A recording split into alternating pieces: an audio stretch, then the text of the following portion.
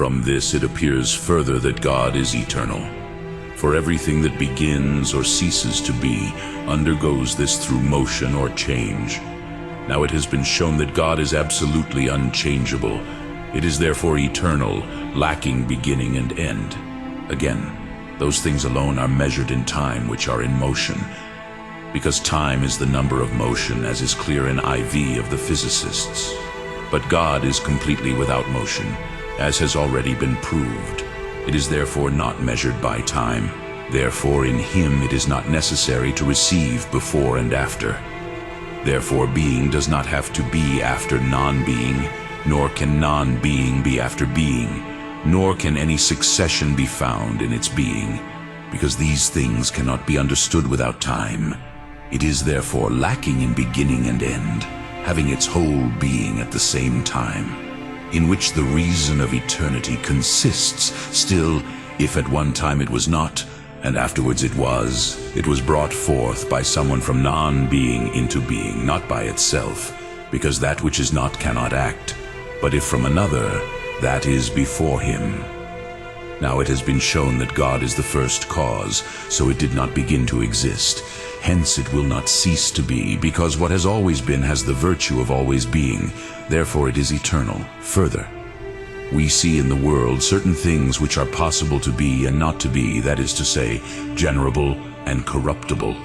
Now everything that is possible to be has a cause, because since it has two things equally of itself, that is to be and not to be, it is necessary, if existence is appropriated to it, that this is due to some cause.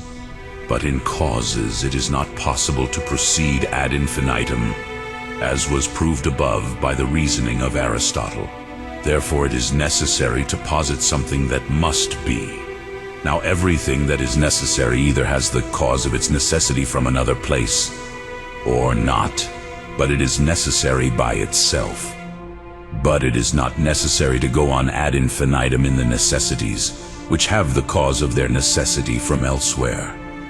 Therefore it is necessary to posit something first necessary, which is necessary by itself. And this is God, since he is the first cause, as has been shown. Therefore, God is eternal, since everything necessary is eternal in itself. Aristotle also shows from the eternity of time, the eternity of motion, from which he again shows the eternality of the moving substance. Now the first moving substance is God, therefore it is eternal. But having denied the eternity of time and motion, there still remains a reason for the eternity of substance. For if motion began, it must have begun from someone who moved. If he has begun with some agent. And thus it will go on to infinity, or it will return to something that has not begun. And to this truth divine authority bears witness. Whence the psalm, "But thou, O Lord, endurest forever."